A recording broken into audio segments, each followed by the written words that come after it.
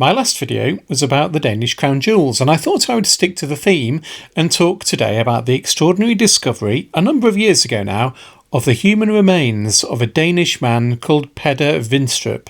Winstrup was a prominent Lutheran theologian and bishop in the 17th century, and the story of his life, though very interesting and set in very turbulent times, is somewhat eclipsed by his post-mortem adventures, for his body is among the best preserved corpses from early modern Europe and has in recent years been the subject of extensive scientific study.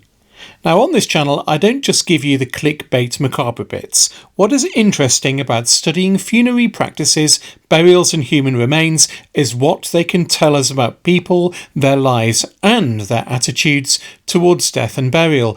And in this video I will, as usual, look briefly at Peder Winstrup's very active life before looking at what his body tells us about him, his health and of course burial practices in this period.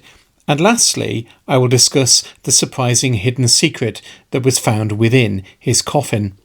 Peder Pedersen Winstrup was born in Copenhagen in Denmark in 1605. He was the son of a bishop. His father, Peder Jensen Winstrup, was the Bishop of Zealand, the most senior bishop in the Danish Lutheran Church, and was also professor of theology at the University of Copenhagen.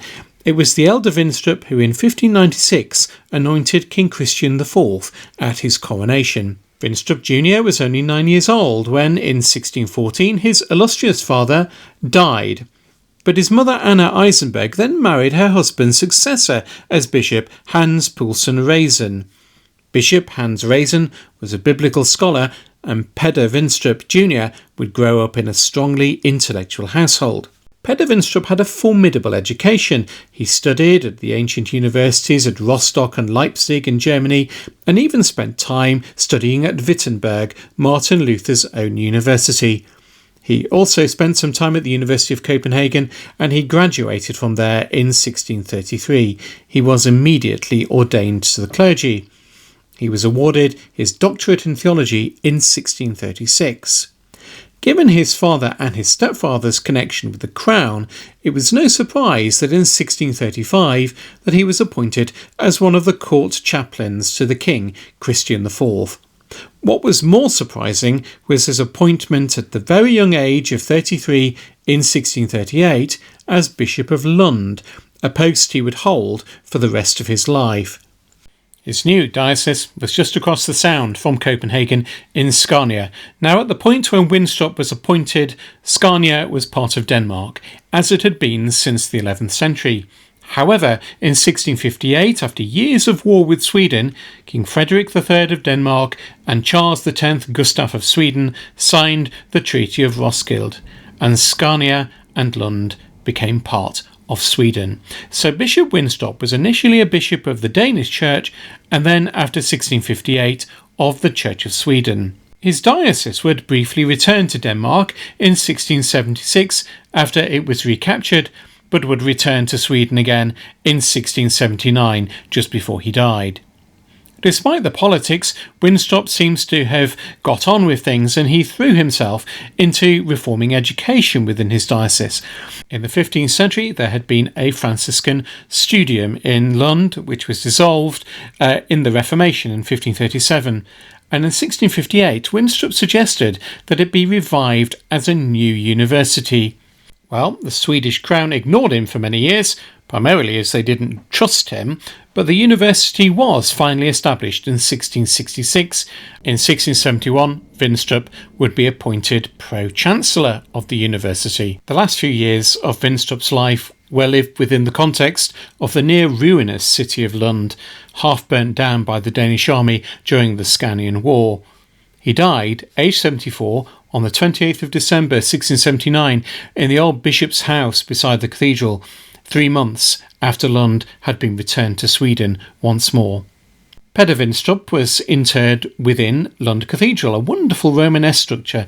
His coffin was placed, as was traditional for bishops of Lund, in the glorious crypt of the cathedral dating from the 1120s. His coffin was not buried below ground, but was placed, as was customary for many high-status people in Europe in this period, above ground in a vaulted chamber within the crypt, which became a family vault for the Winstrup family and was presumably where his first wife and children were also buried. When the cathedral was restored in 1833, the Winstrup burials were moved to another part of the crypt. The well-preserved condition of Bishop Winstrup's remains were noted at that time. The coffins were all moved again in 1875. The coffins of the bishop's family were all buried in a nearby cemetery, with only the bishop's coffin remaining in the cathedral, where it was raised on a plinth in one of the crypt's side chapels. And there it remained until 2014, when it was proposed to move it to the cemetery for burial to free up space within the crypt. After over 300 years, the exposed coffin was in need of conservation, and it was necessary to open the coffin to perform that work. When the coffin lid was removed, it was found that the remains of Bishop Winstrup and his grave clothes were, as they had been in 1833, in a remarkable state of preservation. The preservation of his body was such that he still had the hair on his head and on his beard. His clothing was miraculously well preserved too. He seemed to be wearing his Lutheran Episcopal attire, including a black gown, leather gloves and hat, all tied together with black silk ribbon. Bodies of the social elite were quite often embalmed in this period through evisceration, but a CT scan of Winstrup's remains showed that unusually all his internal organs were intact. There was some evidence from the scan that hinted at the cause of his death. There was dried mucus in his sinuses, which is often found when people have been long bedridden. There were calcifications in his lungs that could be the result of tuberculosis or pneumonia, the latter a disease that is common in the elderly when bedridden. Plaques had built up in his left coronary artery, his aorta and his carotid artery, suggesting that he had atherosclerosis. Again, not surprising for a man of his age. He had gallstones too, suggesting that he had a fairly good diet. And he had age-related osteoarthritis in both his knees and his hip joints, and had lost a number of his teeth. There was also some evidence that he had a serious injury, tendon damage in his shoulder, that made one shoulder higher than the other and would have limited his mobility. He is likely to have been afflicted by aches and pains. The bishop's coffin, as was common in this period too, was in two parts. There was an inner coffin of timber within an outer decorated and painted shell. The inner coffin had a silk lining, there were two pillows under the bishop's head, and his body lay upon a mattress. The top pillow was found to be stuffed with hops, the bottom pillow with lavender, hyssop and lemon balm, as well as flowers of dwarf everlast. The mattress was stuffed with rye, with barley, oats and box, mingled with lavender, hyssop, lemon balm, juniper and dill. The aromatic herbs were no doubt there to counter, to some degree at least, the smell of physical decay. Beneath the mattress and the pillows was a bed of coarse plant material which lined the bottom of the coffin, stems of large herbs, mostly wormwood and southernwood, and under these was a bed of sawdust. As you might imagine, there was quite a collection of insect remains found amid all this organic matter. The combination of the bishop's lean mass after years of illness, his burial during the winter months, the enclosed sealed coffin, the cold dry air that circulated all year in the crypt, along with all the absorbent materials within the coffin, helped dry and gradually desiccate the bishop's corpse and thus preserved it.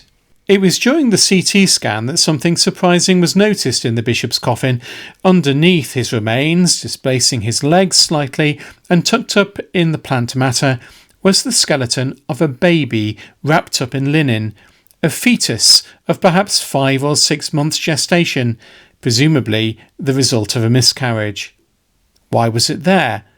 Well, it was not uncommon in early modern Europe for the remains of stillborn children, who were rarely afforded a coffin of their own, to simply be quietly added to the coffin of an adult, sometimes to the coffin of someone they were not related to.